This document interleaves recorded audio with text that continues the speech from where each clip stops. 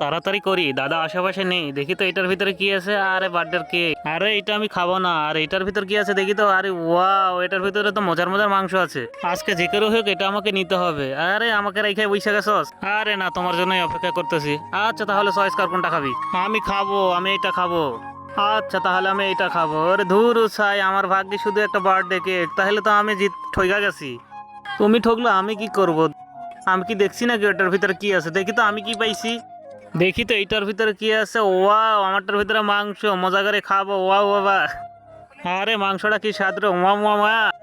আরে তোরে তো বোকা বানালাম, তোরটার থেকেও আমারটার মধ্যে আরো দামি জিনিস আছে। তুমিও যদি চাও তোমার মা তোমার সাথে সারা জীবন থাকুক, তাহলে চ্যানেলটিতে লাইক ও সাবস্ক্রাইব করে দিবে। যাদের মা বেঁচে আছে তারা অবশ্যই লাইক সাবস্ক্রাইব করে দিবে। এই দেখ, আমারটার ভিতরে টাকা আর টাকা। ওয়াও, কত টাকা। ওয়াও, আরে তাহলে তো আমি ঠকে গেলাম। তুই কত টাকা পাইছস? হা হা হা, দেখ তোকে কিভাবে বোকা বানাইলাম।